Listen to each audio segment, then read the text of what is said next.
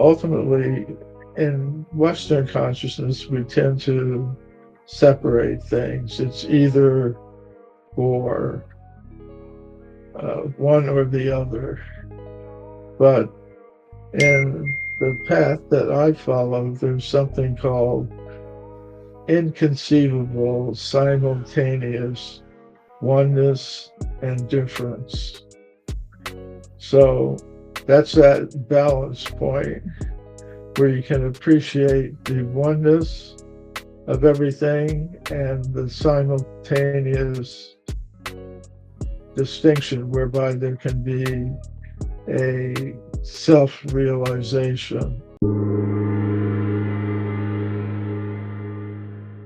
Welcome to the Consciousness of the Way. I am your humble servant and seafood, Taoist Master San Qing.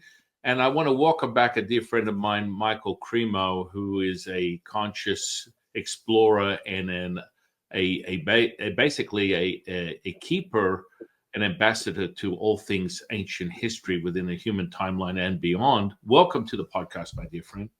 Great to be with you and all your viewers and listeners.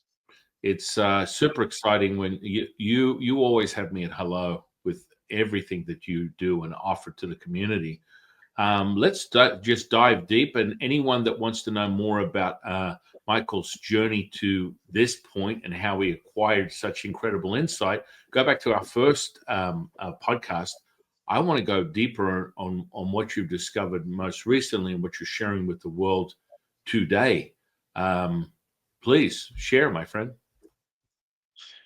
Well, as you say, I'm a researcher into consciousness and human origins and antiquity.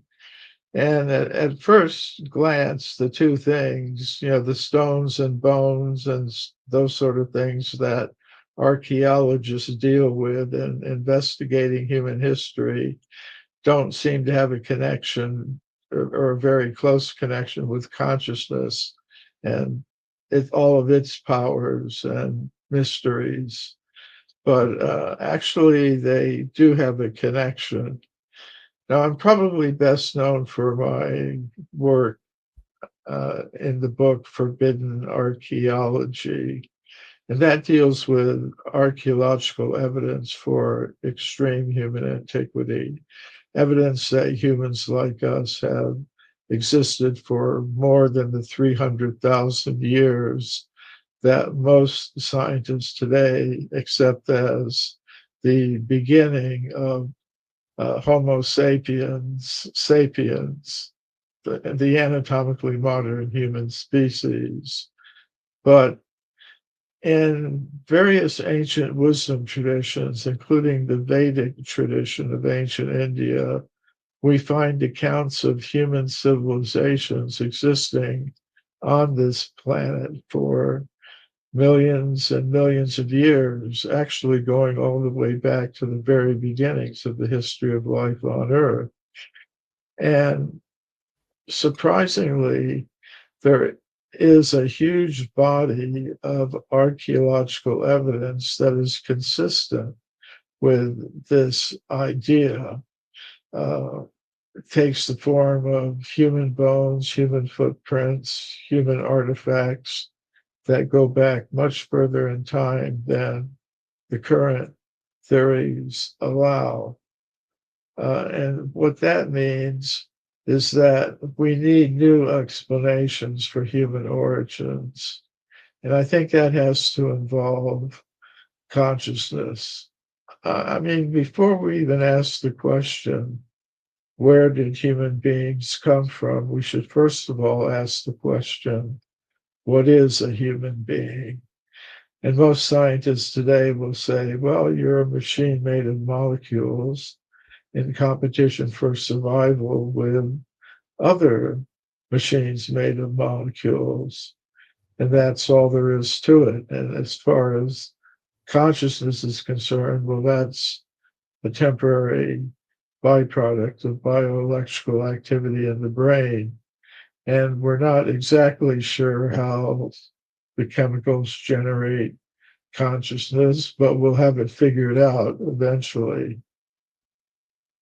Yeah.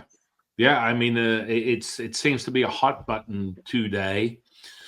In all my human history, my own journey as an alchemical teacher and Taoist priest over the last 30 plus years, this is the kind of stuff that we talk about, but it's more capturing evidence through a material state. We refer to it as taking immortality, crystallizing it within this material state. Someone would call it physicists might refer to it as a dimension, a realm, something of that nature. And I mean, this seems to be the continual journey of all of us to validate and verify what it is that we're experiencing is real to us. Yeah.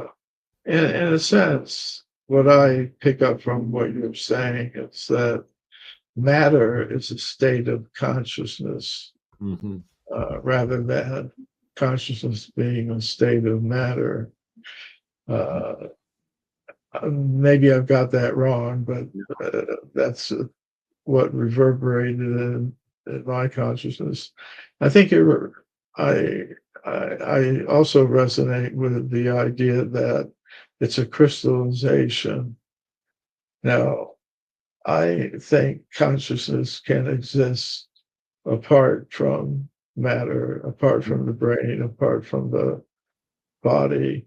Hmm. And in that state, it can exist not just in one embodiment, but over the course of vast cycles of time, occupy many embodiments. In other words, what we call a body is a vehicle for a conscious self to learn certain lessons that will help educate it in such a way that it can achieve a state of pure consciousness where whether it's in the world of matter or not, it's in but not of or separate from.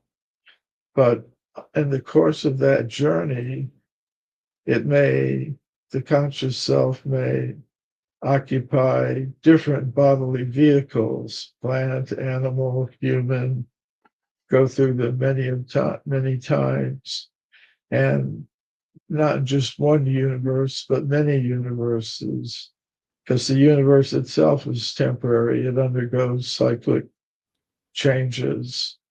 It goes into states of manifestation and non-manifestation.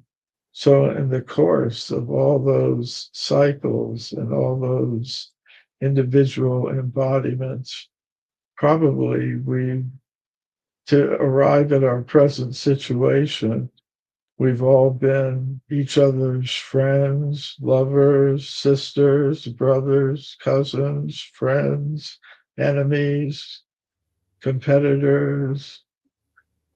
It, the situation we're in, I believe, is a crystallization of the reactions, the reverberations, the ripples that are intersecting in very complex patterns. So it's a mind-boggling situation. Oh, absolutely. I mean, really, the symbiotic relationship between yin and yang is evidence of this material state. The currency is electromagnetism. This is what people speak of dualism and non-dualist. How do we find this center point, the vesica, the unification? These are all paths of ascension within indigenous practices, and within a Taoist path, this is a constant evidence.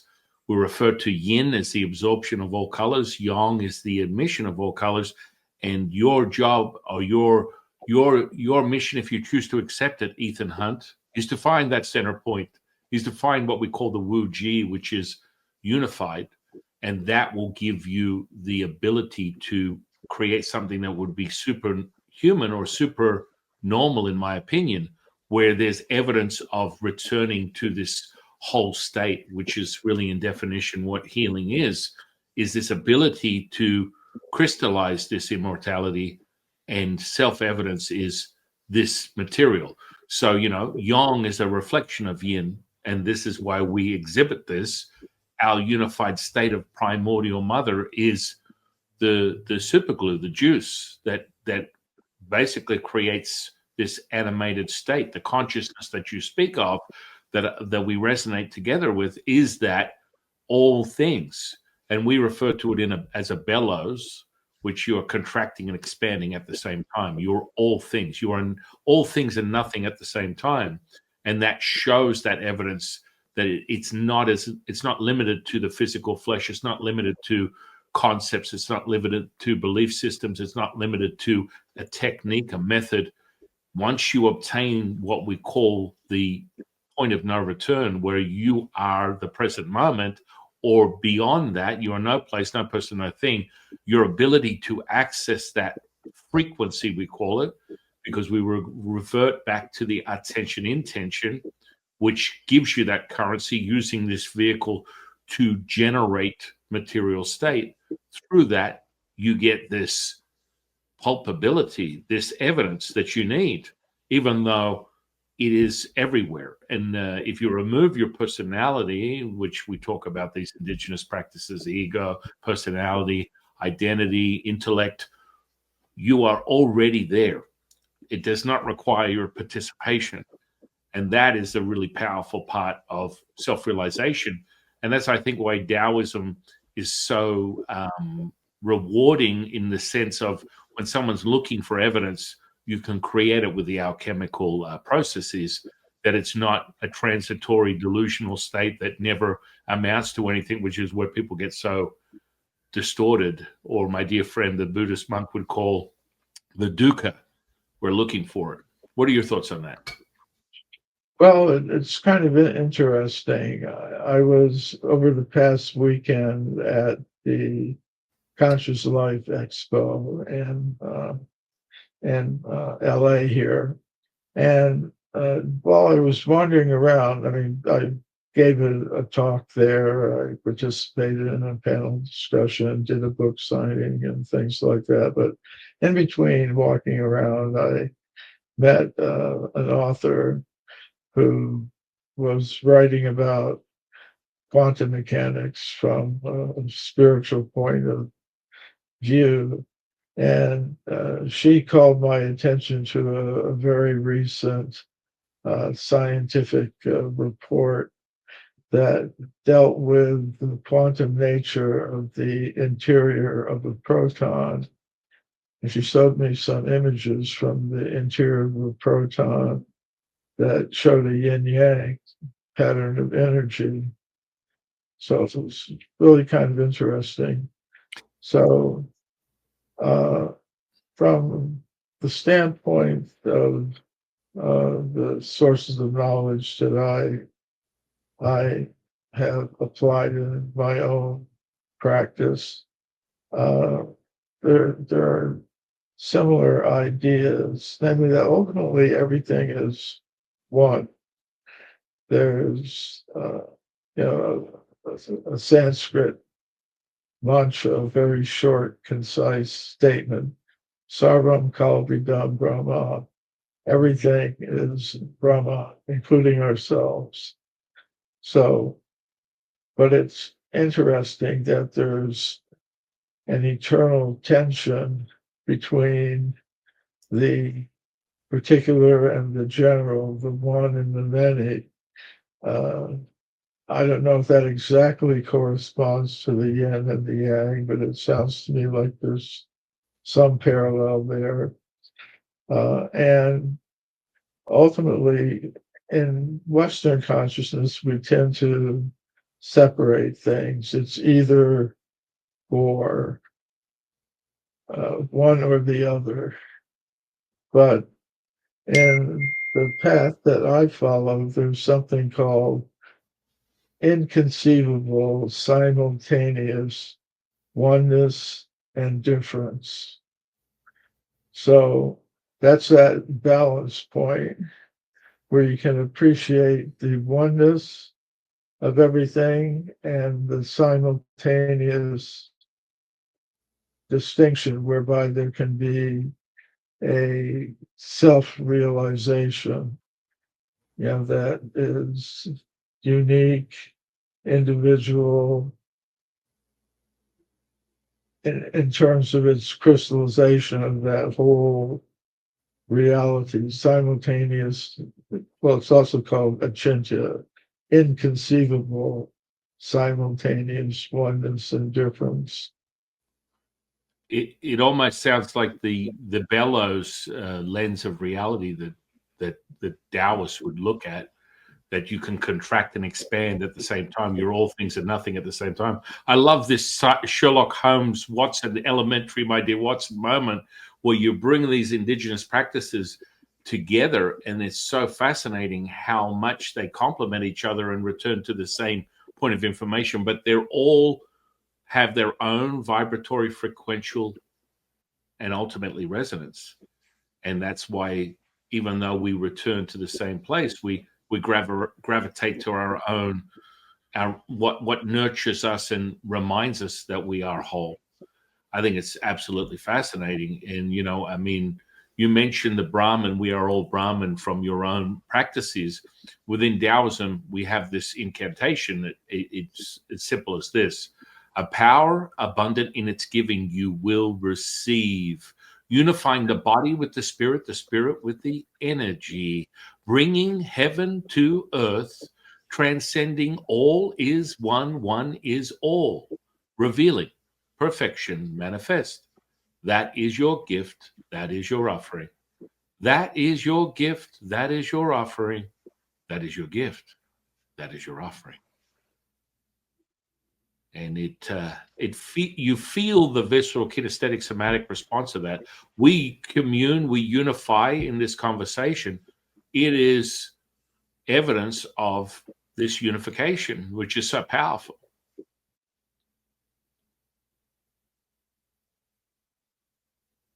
Yes.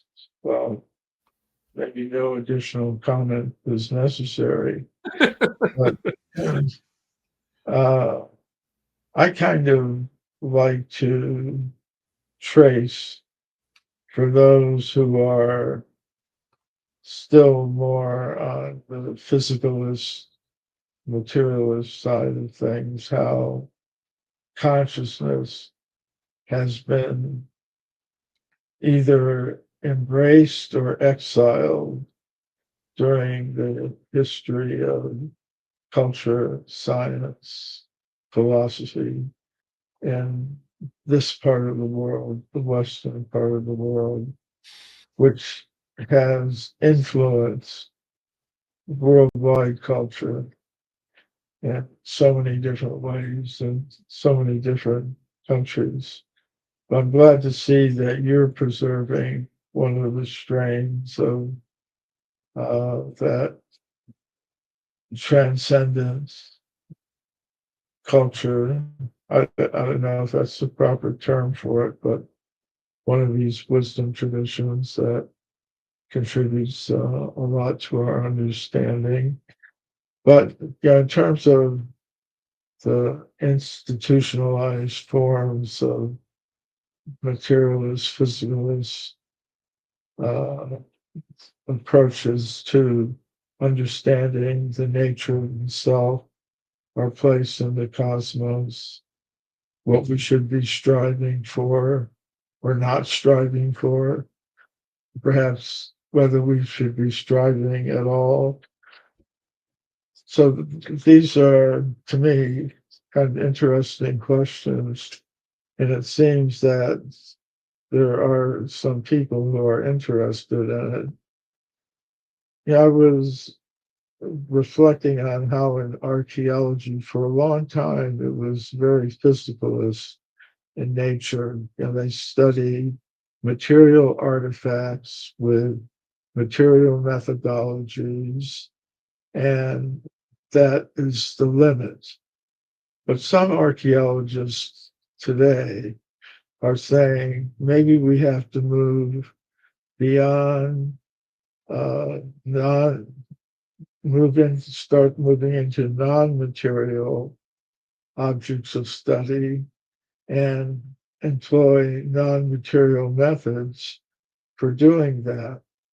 And one example that I found in the history of modern scientific archaeology, or paleontology sometimes, is the work of J.T. Robinson, who was born in South Africa and got his PhD at Cape Town University and worked in a museum of natural history in Pretoria, South Africa. And he worked with a scientist named Robert Broom, who, together with Robinson and Broom, made many important discoveries of a human ancestor, in their opinion, called Australopithecus.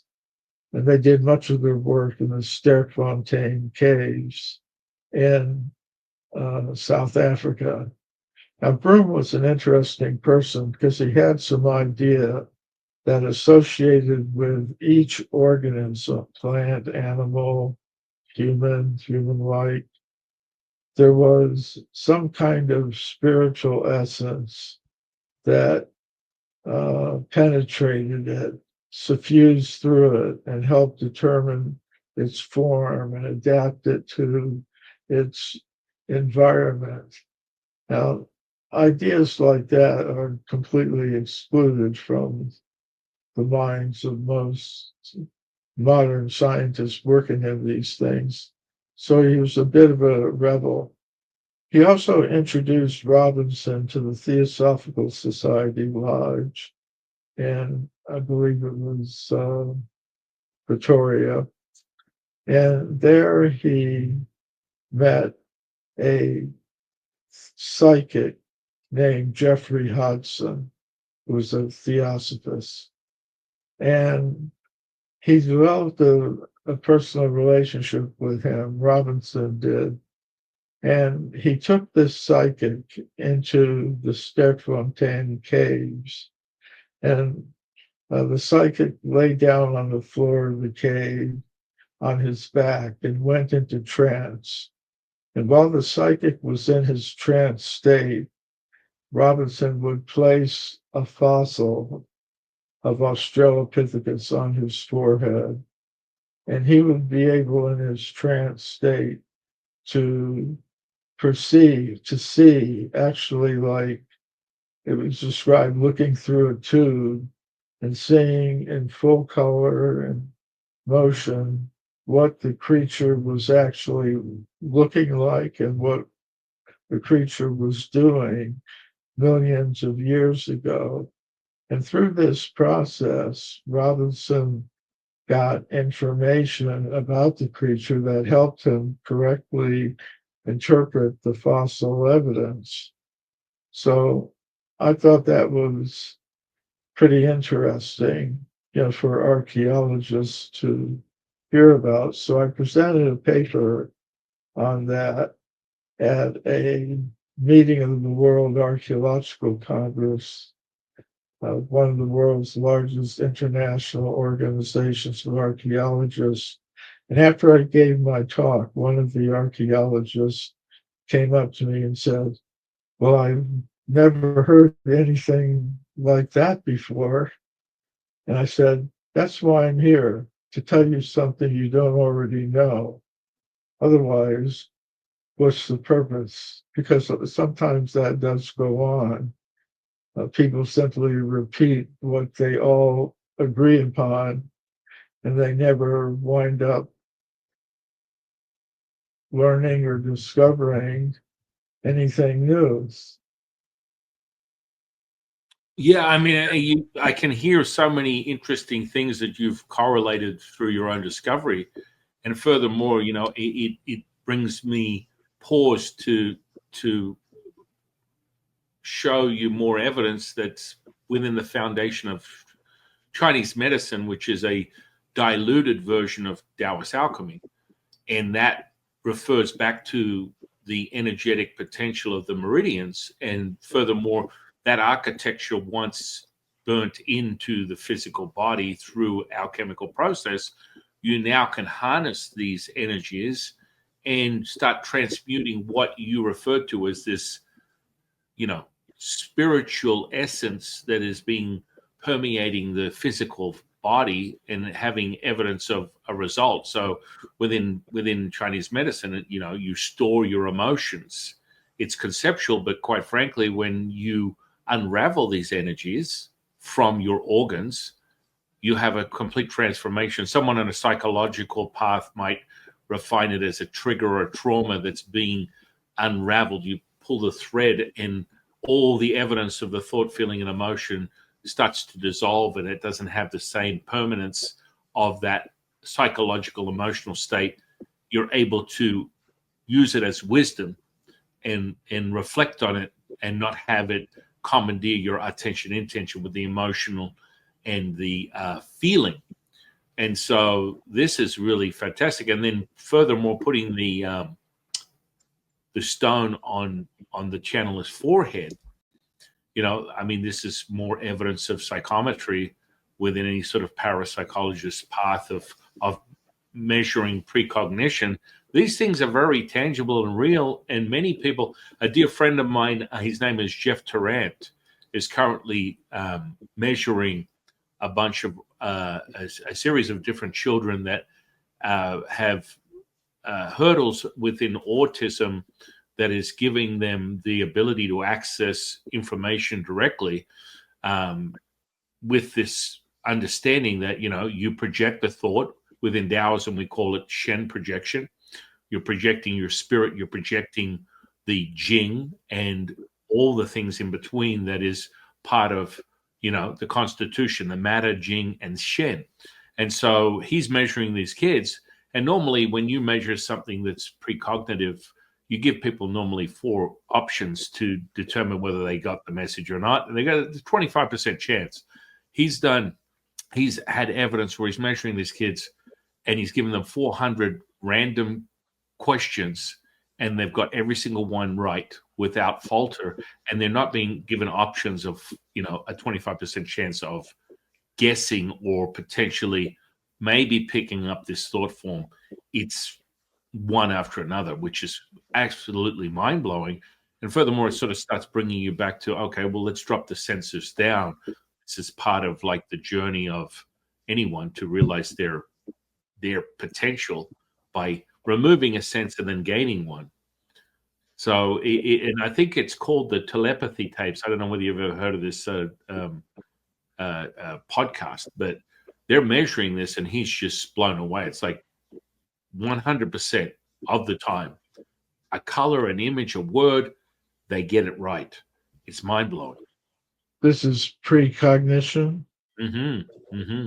Yeah, I've read some experiments like that. Like in one of them, I forget the name of the researchers right now, but they were asking people like what picture would appear on a newspaper or news site these days the next week. And they gave them some choices. And many of the people being tested, a statistically significant number of them, were able to correctly predict what picture would appear, the following week. And one of these news sites. So it was really kind of interesting that they were able to do that.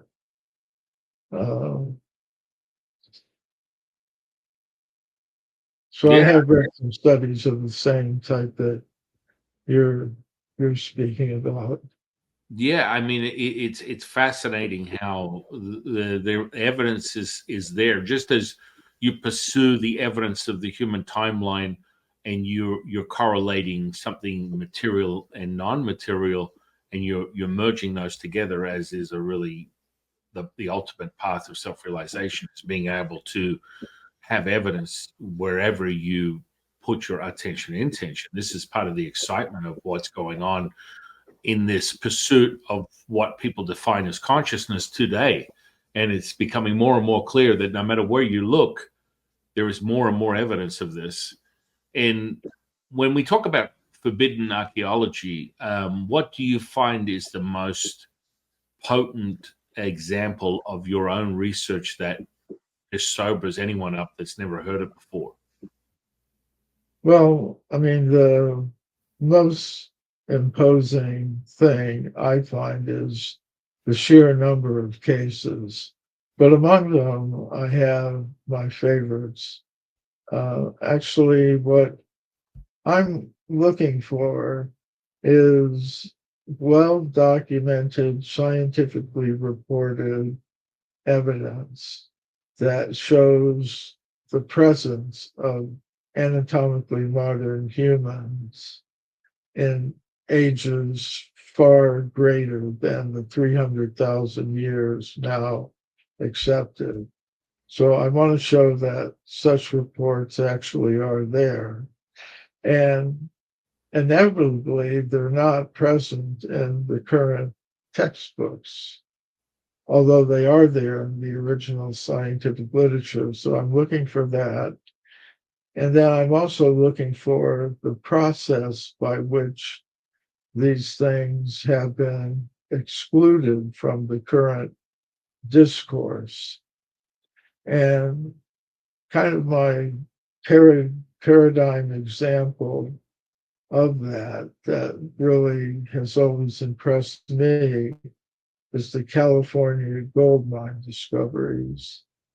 Of course, I'm dealing with the whole history of archaeology, so some of the cases I discuss are from the earlier history of archaeology and some from the later. This is an example from the earlier history of archaeology from the mid to late 19th century. Miners came to California in the mid 19th century to get gold, because gold had been discovered in the Sierra Nevada mountains in central California. So miners came there, dug tunnels into the sides of mountains in several counties in that region. One of the major sites was at Table Mountain in Tuolumne County near the town of Sonora in central California.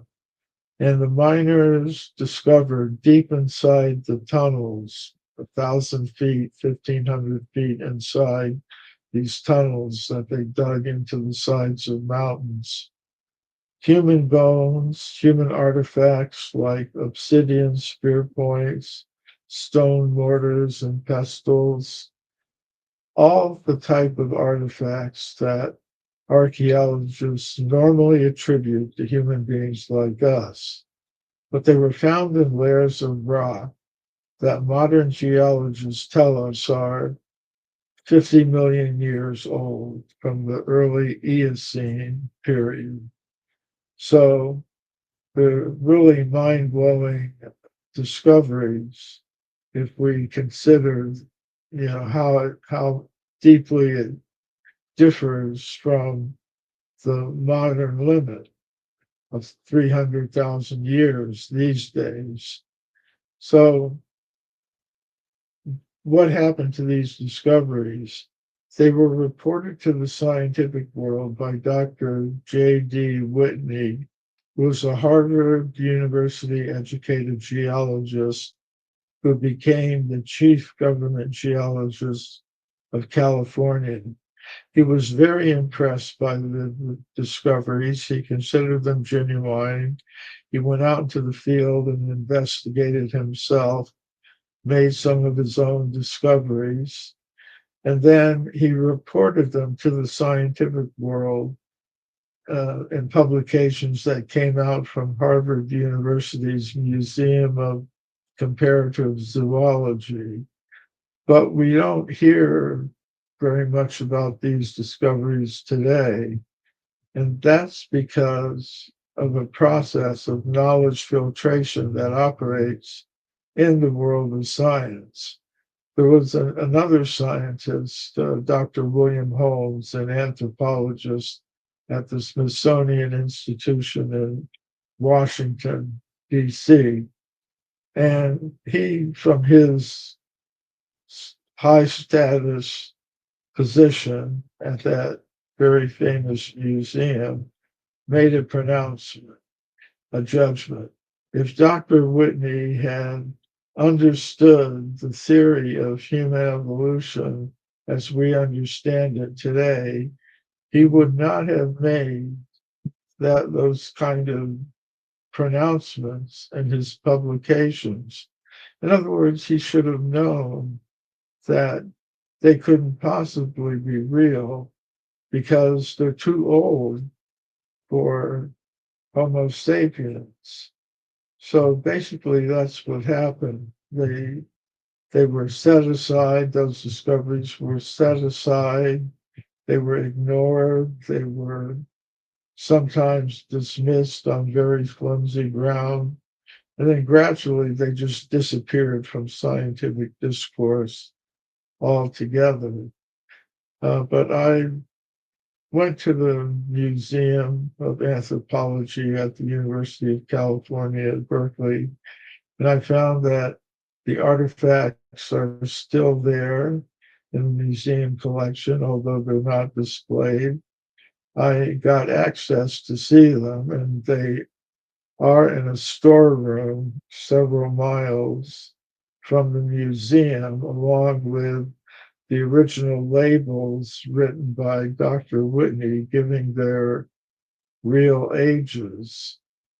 So and I also went into the Sierra Nevada mountains and verified the existence of some of the old 19th century gold mining tunnels there. Of course, many of them are now filled up with water.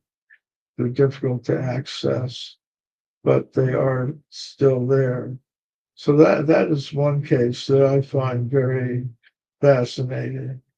And such things still go on today where archaeologists will discover evidence for extreme human antiquity, but they won't recognize it for what it is. They sort of interpret it in such a way that it will fit the current paradigm.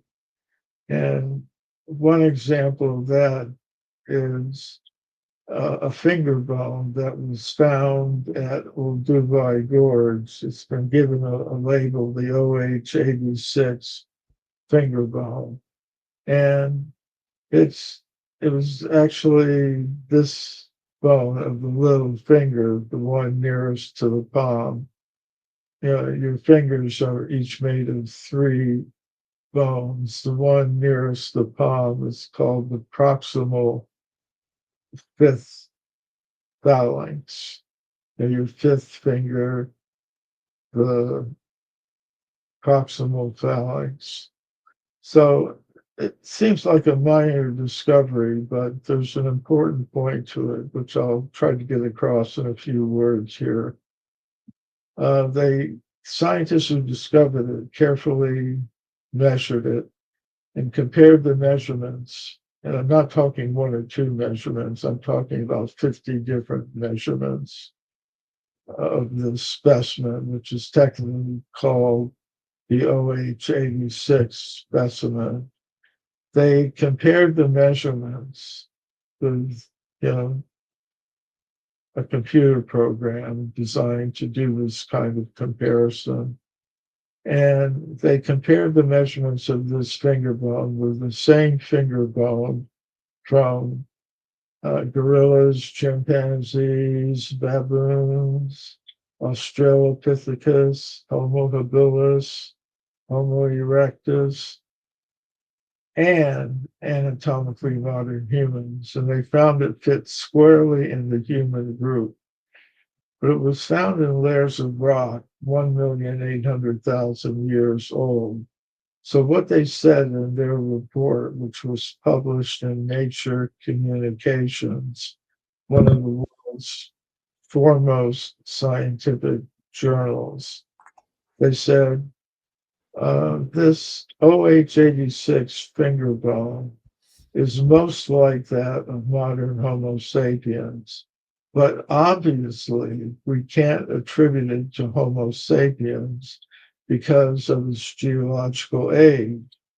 So you have this phenomenon where scientists can be looking right at evidence for extreme human antiquity.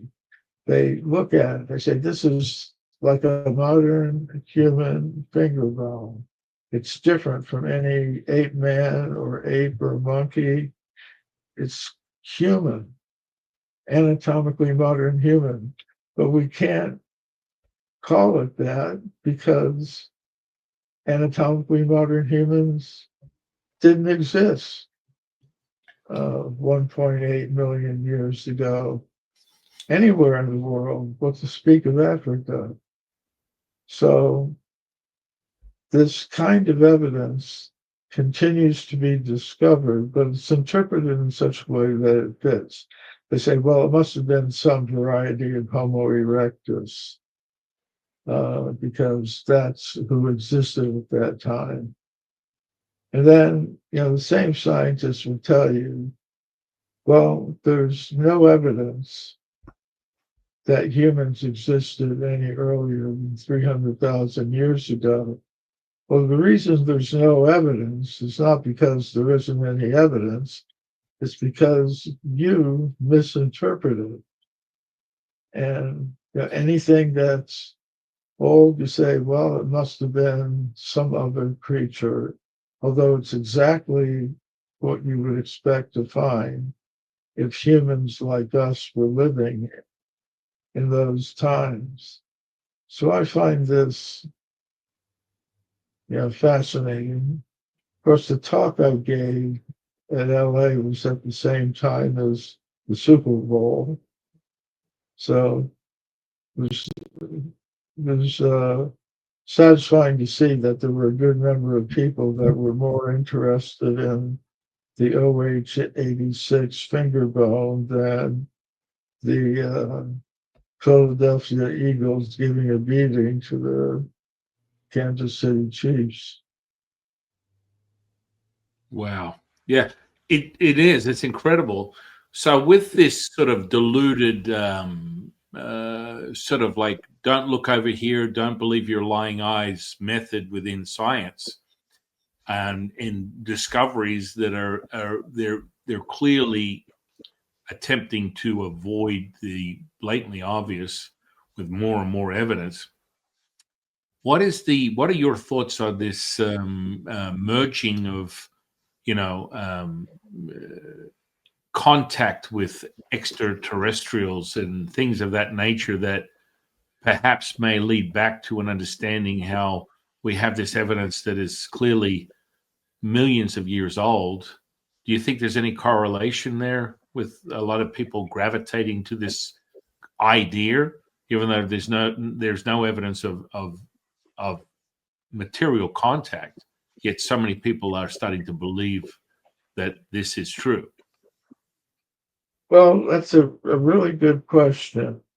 When I wrote Forbidden Archaeology with my co-author, Richard Thompson, uh, we had originally envisioned giving an explanation for the presence of these artifacts in these unexpected times and places. But as we got into the research, one case just led to another. And finally, there were enough cases of this archaeological evidence for extreme human antiquity to fill up a 900-page book, yay thick. So we didn't have room to put our explanation of why they were there, other than to say they're there and they've been eliminated from the current discourse. And I think in one sense that was good, because what it did is it left people free to come up with their own explanations. I mean, I have my explanation for it. left it for another book where I present an alternative to the currently dominant theories, because one thing this evidence does show is that there is a need for a new explanation of human origins that incorporates this kind of evidence. And some of my readers came up with the idea that maybe these things were left by extraterrestrials. Others propose time travelers, people were going back and forth between different times and left things in places where you wouldn't expect to find them. So, yeah, and there are probably more proposals made to explain them. Maybe the theory of some propose a new theory of evolution where human beings evolved from apes earlier than we currently, or scientists currently consider that this happened. So I'm kind of happy that we didn't impose our own explanation on why those artifacts are there, and left it open for people to draw their own conclusions. I kind of saved my explanation for another book, Human Devolution, a Vedic alternative to Darwin's theory. And Mm. basically, what I propose is that the history of civilization is different than we thought. And I think there is an extraterrestrial element to it. I think there's also an element of higher intelligence, supernatural intelligence being involved in the process. But I notice that people tend to want a very simplistic explanation or account, very simple Darwinian evolutionary account where life arises spontaneously from chemicals and forms of some first single cell organism that begins to clump together with other single cell organisms and form multicellular organisms, which start out in the ocean and the water and diverge into plant and uh, animal lines in the water, and then they move on to the land, and the plants move on to the land. Some of the fish kind of have little stumpy fins like legs, and they go onto the land, and some become amphibians, some become reptiles, some become mammals, some become primates, some of which become hominids, human ancestors, and finally human beings. They find that logical and convincing. And others, they prefer a simple creation account. God created the plants, the animals, Adam and Eve, and that explains it. And some want a simple extraterrestrial account. I mean, there are varieties of each of these things, but the simple extraterrestrial account is the Earth was seeded by life forms which progressed up to a point of Homo erectus, and then there was an extraterrestrial intervention that modified them genetically so they became humans like us. Now, I think the actual story may be a little more complex, and it may involve an interweaving of all of those three threads into a very wonderful tapestry that has some element of higher design and in it, that has an extraterrestrial element in it, and that has a kind of evolution involved in it. But to really understand this, we have to understand that the consciousness is the basis of it all and see the role that that has to play.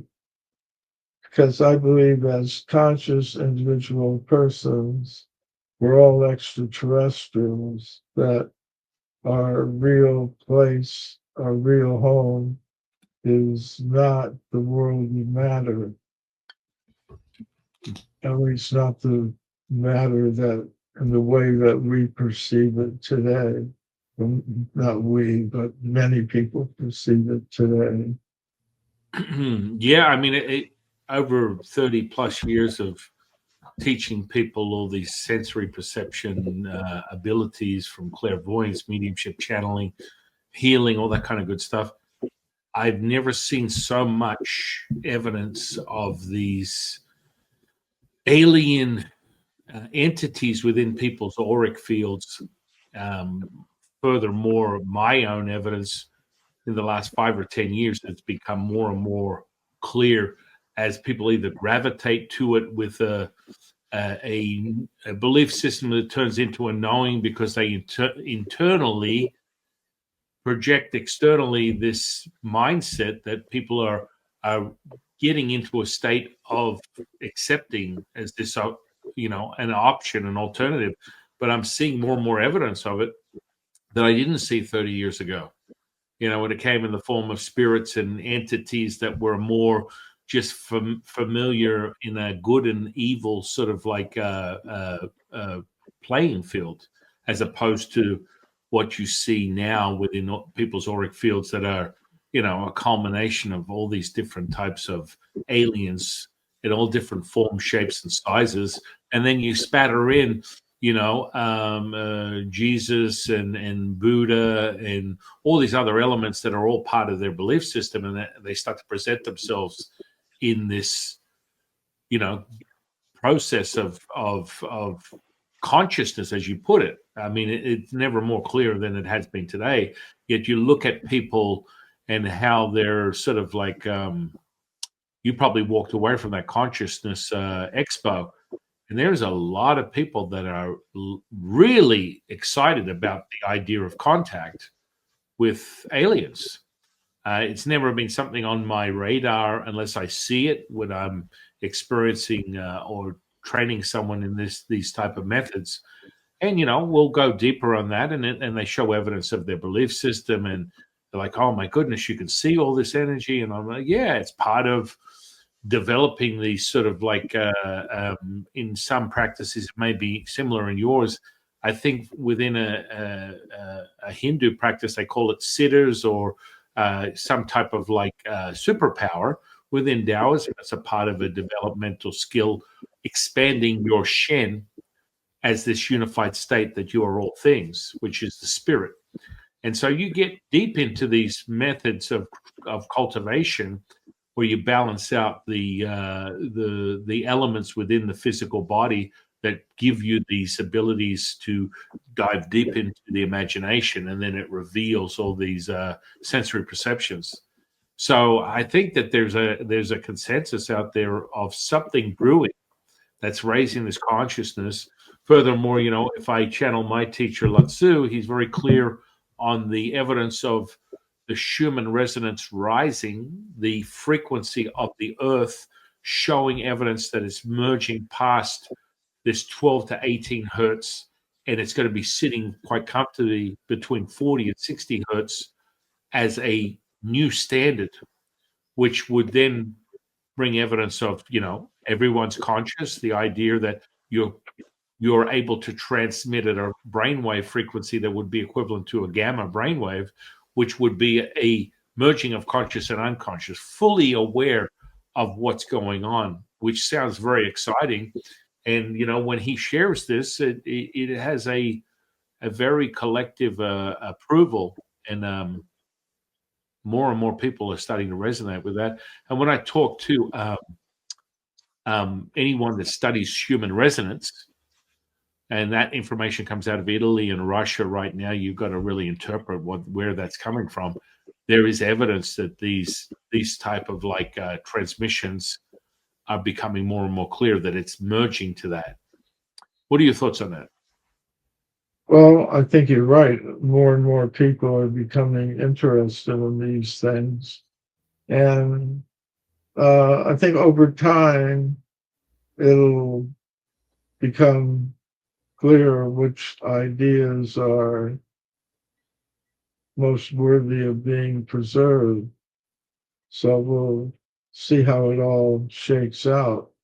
But the interest in the subtle energies, the vital forces, the different powers of mind it is definitely growing, and I think that's a very healthy counterweight to the opposite end of the spectrum, which is also in some places and on some segments of society increasing. Because I mean, I think an important development over the past few decades has been the monetization of social life by corporations. Mm. Yeah, I think that's interesting. Where it used to be that a person's, say, work life and social life were separate. You work for the corporation, and yeah, then your time apart from that is your own. But now it's kind of like everything's been monetized. Your labor, your social life, and who knows what else. So it's kind of interesting. But it's a reality. You have to deal with it. But that's one of my thoughts on that. Well, Another, yeah, go ahead. Go ahead. no, I'm just going to diverge into a different topic. Go Yeah, ahead. go ahead. No, I'd love to hear it. Well, I had just been reflecting on something that you were talking about earlier, the Chinese medical system that comes out of what is the proper term for it in Chinese? Shi on. Sorry, what were you referring to, Michael? Well, that's what I'm saying. My Chinese pronunciation isn't good, but I've seen something. It's like Xiqung.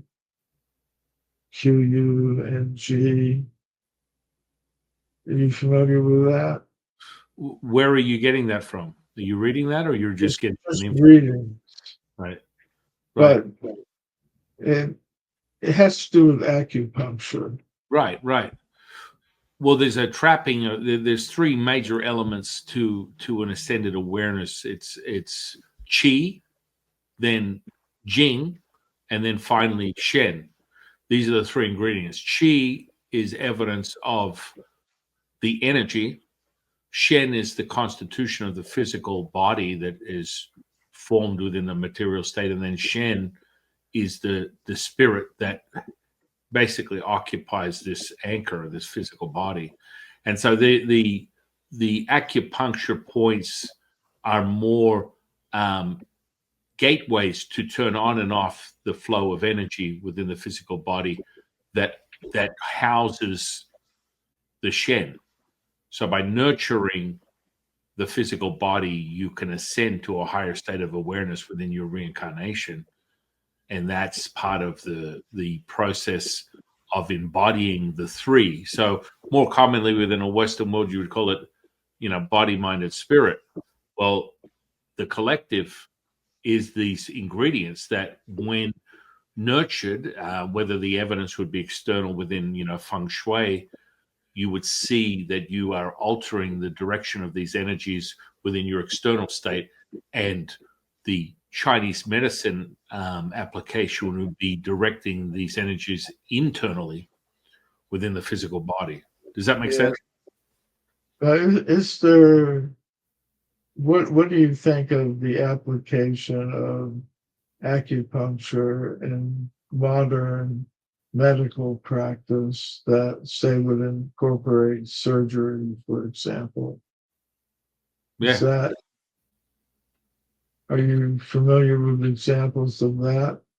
Well, yeah. I mean, it's like anything. You can get someone who's learned a practice, and if they're not proficient at it, I mean, it becomes redundant. It's like, oh, I'm a Chinese medicine doctor. That's why there's so many evidence of, Chinese medicine doctors, acupuncturists, massage therapists, and a lot of people will be like, well, I've tried that, it doesn't work. Okay, because the application is unique and individual to the practitioner.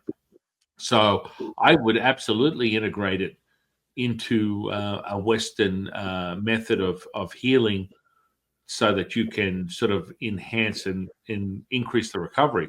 But quite frankly, the origins of this all bring us back to the energy potential.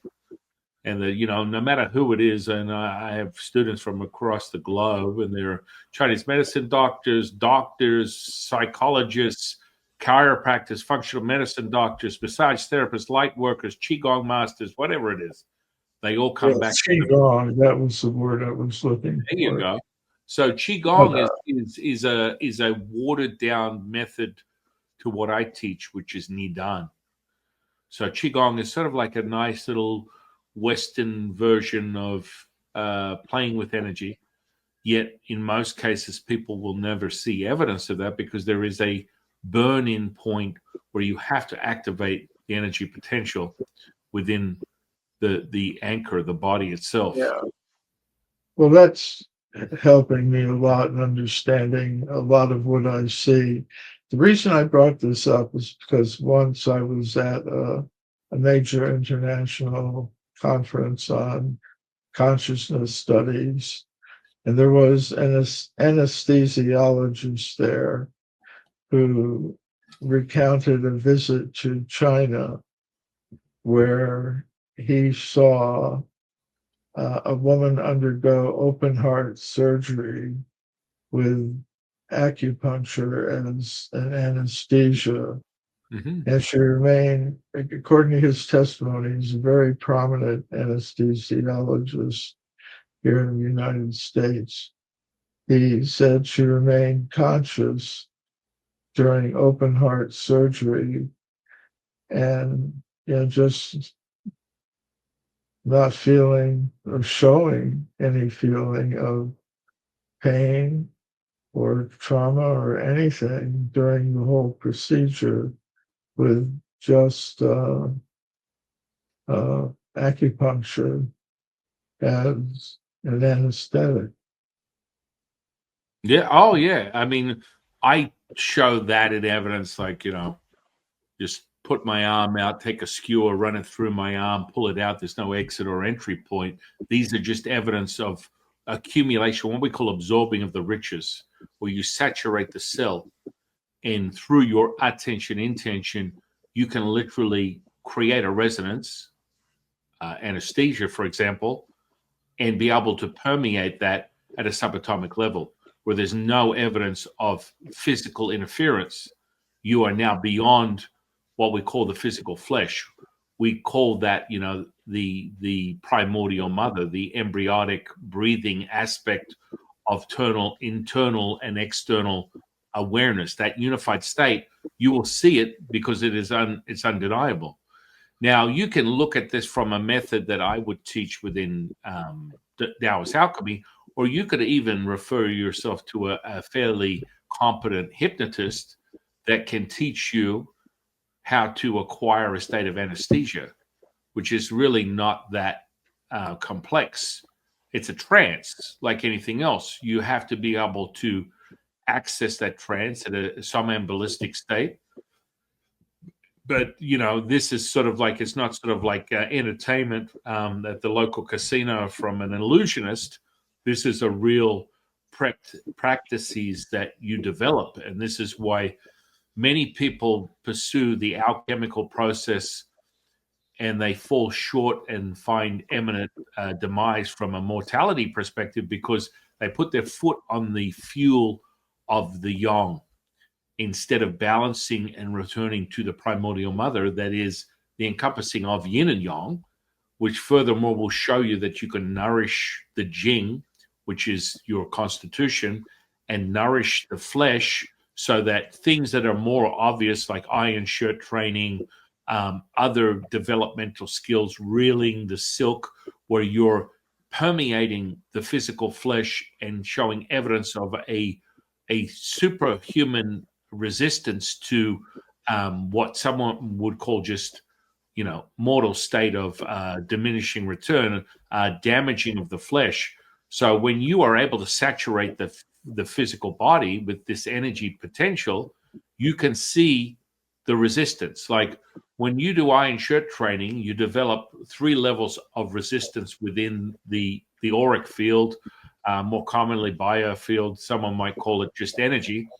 And you're able to literally resist the physical penetration of someone opposing your energy potential.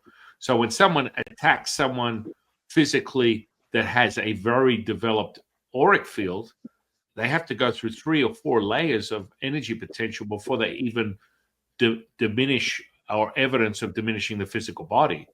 And so these are practices that we develop. And quite frankly, I can pretty much fast track someone within 6 to 12 months to be quite competent at acquiring that state. And it comes from the internal, ecosystem of the elements and being able to balance those elements within the energetic body that shows traits of that within the physical body. So transmutation of that evidence from thought, feeling, and emotion would come out in the form of the organs. Like, for example, the Taoist method is you store these emotions in the physical flesh, and if not met with a regulation, they will transmute into physical ailments. So you would see that representation within, say, for example, the liver. If you don't meet the balancing of anger within that organ, it will start to present itself and break it down, and it will be more in a material state of excess fatty liver, enzymes are high. All these types of things are part of showing that material state from what we call the immortal state, and it's meeting in the middle. And when you start cultivating these energies, as you said, Qigong is sort of like a watered down version of what we call Nidan, which is the internal alchemy, and you acquire this power we call Nigong, and that's part of the processes of development, and you start to see it in all different aspects. That's why lots of martial artists end up falling short, and they shorten their physical timelines because they become obsessed with the mirroring effect of yang within this state. This is evidence. So the more and more they accumulate that yang within the physical body, it will start to break down instead of being very clear that everything comes from the primordial mother, which is the absorption of both yin and yang. And once you harness that, you can transmute it. You never tap into the physical body, but most of these guys get obsessed with the yang evidence, and you start to see it through their martial training and form, and it will ultimately lead to a short life because they're not balancing out their emotional and mental state, which is other facets of that development skill. And so it starts to permeate within the physical body. Does that make sense? Absolutely does. Should be on the Joe Rogan show. I was going to ask if that had what you were talking about in the beginning had any application in martial arts. So apparently it does. And Yeah. I thank you for kind of clarifying the status of Qigong. That helps me a lot. But I was interested in what you were saying about hypnosis as an anesthetic, because I have a chapter in my book, Human Devolution, in which I recount the history. Of course, in the early 19th century, it was common for physicians to use hypnosis as an anesthetic. But then when ether was introduced and other types of chemical anesthetics came into practice, the medical profession stopped using the hypnotic method of inducing anesthesia. But I I came across an English hypnotist physician who was working in India early in the 19th century, and he recorded many cases of what you're talking about, hypnotic Hmm. anesthesia, and he also noted that it was possible to induce the anesthesia hypnotically at a distance Hmm. without the person being anesthetized, being aware of it. So I thought that was pretty amazing. Yeah, I mean, it's quite common. Once it's all resonance, and so you have to acquire this from Nigong practices. There's a certain level of feeling into the physical flesh that ascends through the energy potential. You would refer to that as chakras. And once you get past, the second and third chakra, we are now merging. And so when I show any evidence of that, being out here in Nevada and in Las Vegas, sometimes I'll go down on the strip with my kids and we'll play Street Magic Day, and it's really important to understand from a ground level human beings conditioning and how quickly you can be commandeered with your attention intention. And the lack of that is more negligent on the point of being naive to the fact that the most potent currency in this state, as we will call realm, material, whatever, is your attention and intention.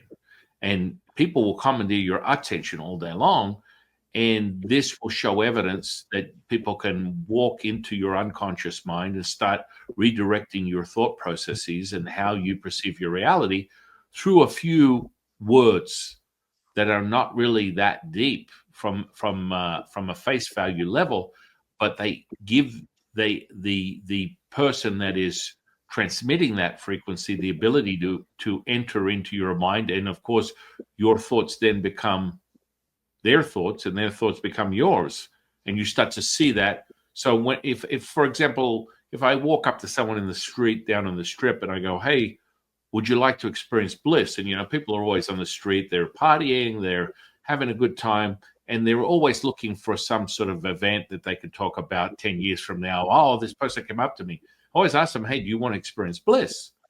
And this is a transmitted cultivational practice. I'm not sitting there with a deep suggestive play card that I read off going, now first you must suggest this and then you must go into look into my eyes, use the pendulum. All that type of stuff is so far gone when you understand where the frequency is today for a human being, that Mesmer, who was a very well-known hypnotist who was nonverbal, I think 18 or 1900s, I can't remember. But this is something that is a method that has been used in indigenous practices for thousands of years to help people acquire a state of awareness or furthermore healing. And so when we talk about anesthesia and mimicking that effects, it really comes down to suggestibility at face value. But quite frankly, if you're a human being and you have a nervous system, the hypnotist or person with intention has the ability to access that with little to no effort. And I think the discerning part or the concerning part for most people is they get afraid that I don't want to be hypnotized because I'm going to bark like a dog or a chicken, and someone's going to control my mind. The truth is that's very possible. And people need to understand that it comes in a social sort of a state where you look at it through, news media or public events, where people that are more failed at that, you will see evidence of that within a political environment. And most politicians, to some degree, have developed some skill, what they call talking or engagement abilities. But quite frankly, once you water those down, there is this pacing and leading that takes place. That's the first way to start sitting into this universal state that we're all in. And once you start using the pacing and leading, for example, I have a dream. One day there will be peace and love in the world. Now you can feel that viscerally, because I'm used to resonating at a state where I will commandeer your attention, and furthermore enter into this unified state of awareness, and you'll feel it viscerally. Now, most politicians use this pacing and leading to grab your attention. So when you listen to someone talk, they're always like, today in the world, as I am a politician speaking to you, and they follow this formula.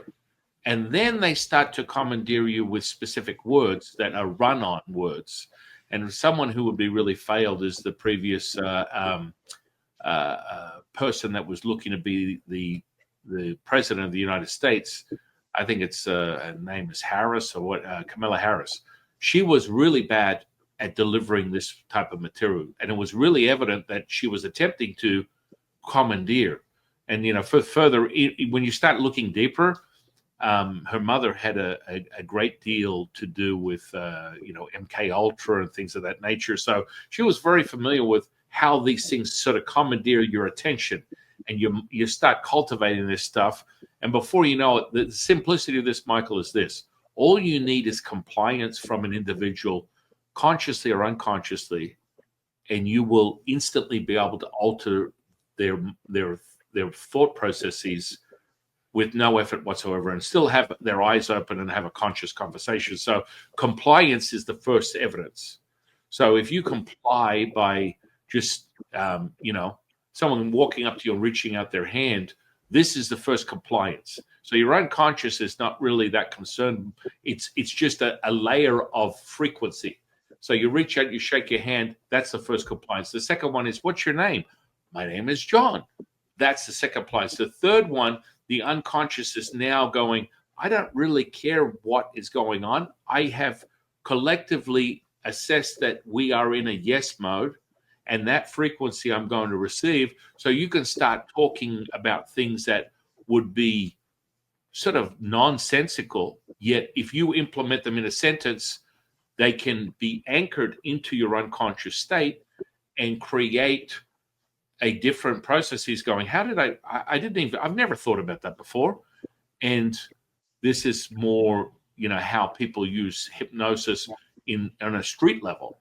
But, you can take someone it's a common treat of mine to give someone the evidence of loss of memory. I look like Justin Bieber. They don't know what their name is. All these types of things are just parts of states of awareness that they get into a somnambulistic state, which is a very deep state of trance, but their eyes are open and they're not aware that they are experiencing what they're experiencing. And it's just resonance. But a lot of hypnotists will use a specific type of training and integrate linguistics, which would be more fundamental to neuro-linguistic programming. You're probably familiar with NLP.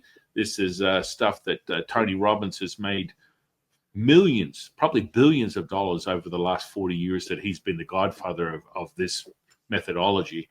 So you can enter into that. And if you really master the frequency, which is where Taoist alchemy comes in, you can put someone into a state of anesthesia very quickly and confidently know that they will not experience any pain whatsoever.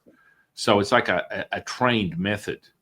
Does that answer your question? I think you're asking. I don't know what. Well, I did ask you about remote hypnosis, hypnotizing people remotely.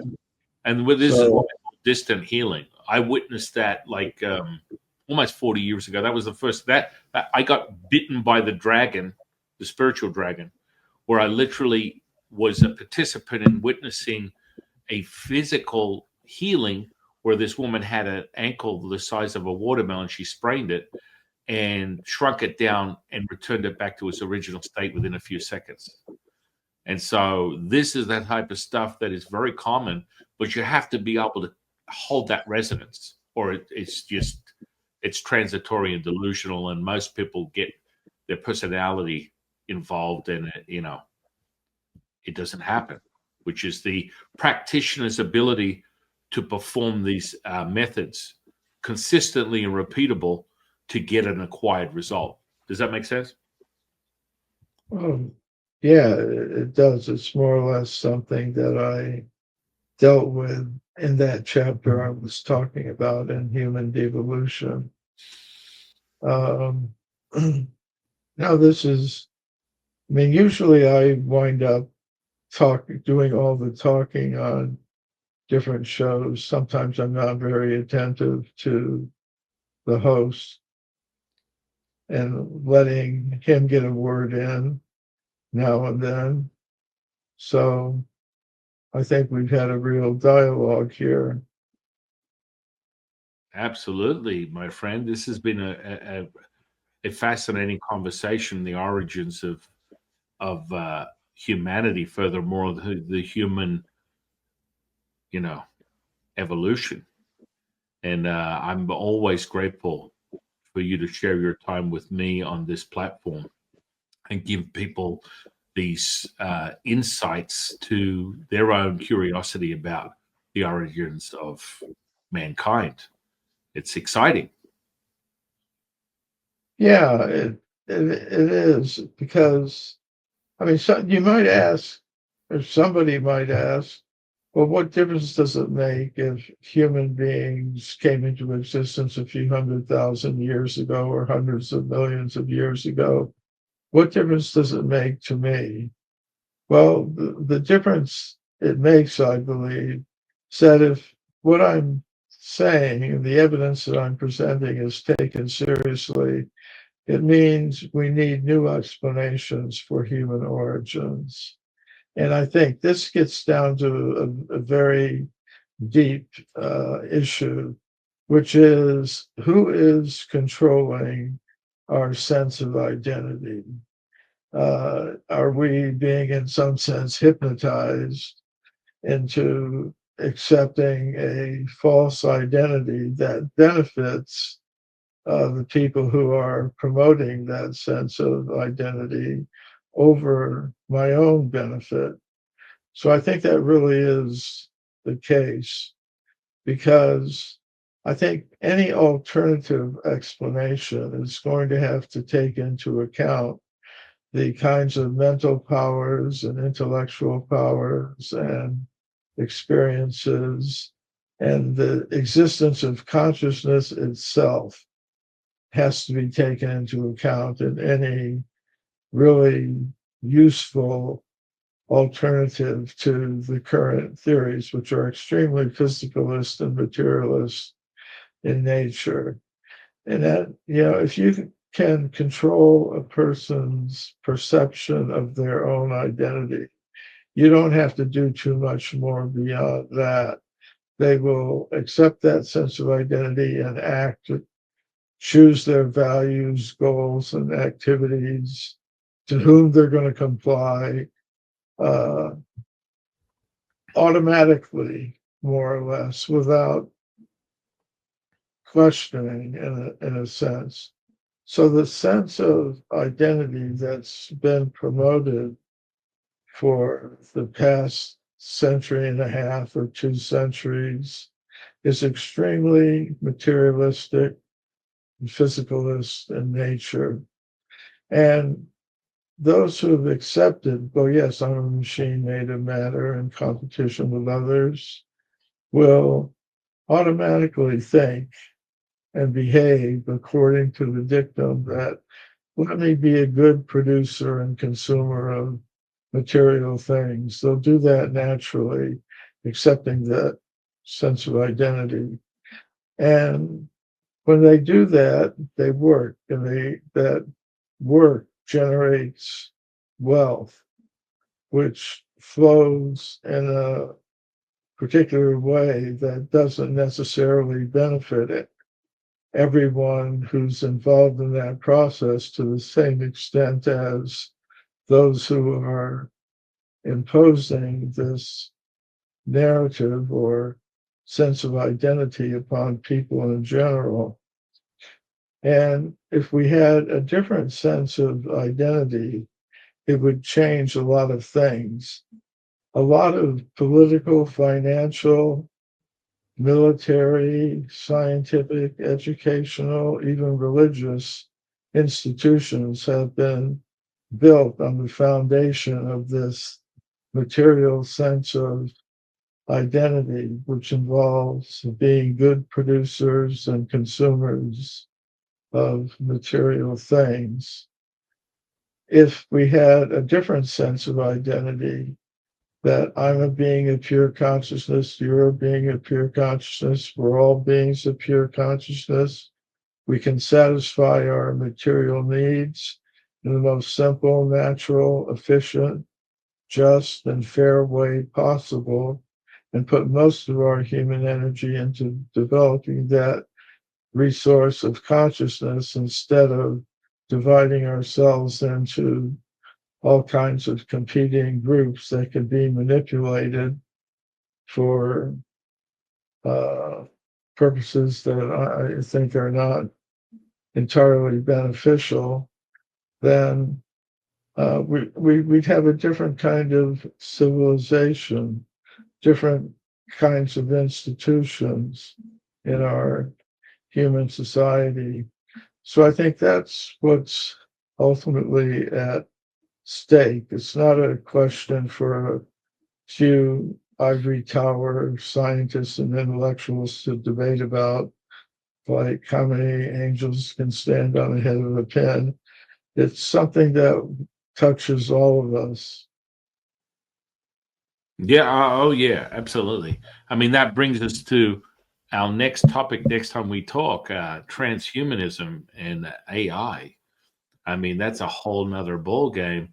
In essence, in summation, it grows quite evident that you're separating the human being from their knowing of this unity through these types of uh, basically it's an assault, an onslaught of dismantling the power of the creativity of the humanists and discovering that you have this center point of unlimited ability, but you need to be separated. And if you give yourself the evidence that AI can do it better than the human being, by the first thing that it dismantled was the creative thought processes with literature and furthermore artwork that you can hit with one stroke, and all of a sudden you have a Monet or the finest work of Shakespeare in a fraction of a second. So it would then give the human being a pondering question of, well, what are you really worth now?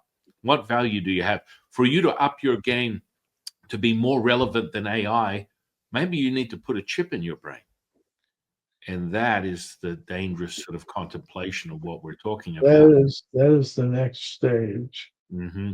That will be a very interesting conversation to Yes, see how you deal with that challenge, and it'll get me thinking about how I should deal with it.